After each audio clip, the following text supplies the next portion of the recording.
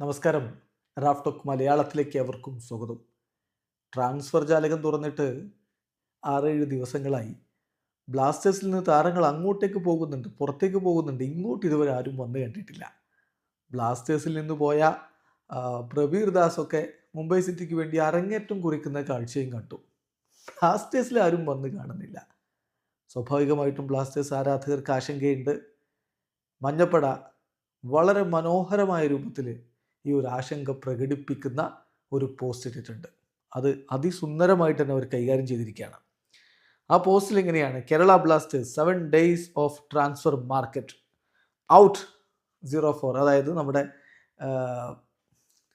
4th official കളി ഇങ്ങനെ പുരോഗമിക്കുന്ന സമയത്ത് സബ്സ്റ്റിറ്റ്യൂഷൻ കാണിക്കില്ലേ, അപ്പോൾ അതുപോലെ ഔട്ട് 04 ഇൻ 00. സോ 4 താരങ്ങൾ പുറത്തുപോയി, ഒരാളും ഇൻ ചെയ്തിട്ടില്ല എന്നുള്ളത് വളരെ മനോഹരമായിട്ട് ചിത്രത്തിലൂടെ അവർ അവതരിപ്പിക്കുകയാണ്.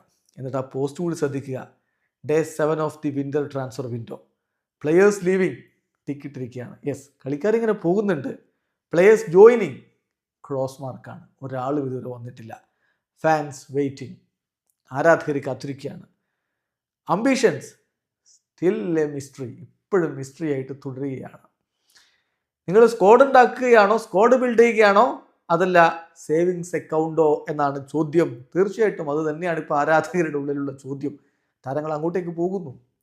പെർമനൻറ്റ് ഡീലിലാണ് നമ്മുടെ രാഹുൽ KP പോയത്. തീർച്ചയായിട്ടും ട്രാൻസ്ഫർ ഫീ അതിൽ ഇൻവോൾവ് ആണ്. മാർക്കസ് മറുഹലാവ് പറഞ്ഞ പോലെ no free lunch in football.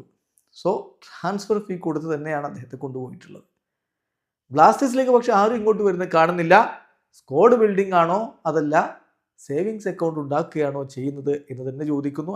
#United for Better Blasters എന്നുള്ളത് വീണ്ടും ആവർത്തിക്കുന്നു. മഞ്ഞപ്പടയുടെ ഈ ചോദ്യം പ്രസക്തമാണ്. സ്ക്വാഡ് ഉണ്ടാക്കുന്നോ അതോ സേവിങ്സ് അക്കൗണ്ടോ? വീഡിയോ അവസാനിക്കുന്ന ഫുട്ബോൾ ലോകത്തെ കൂടുതൽ വിശേഷങ്ങളുമായി റാഫ് ടോക്സ് എത്താം.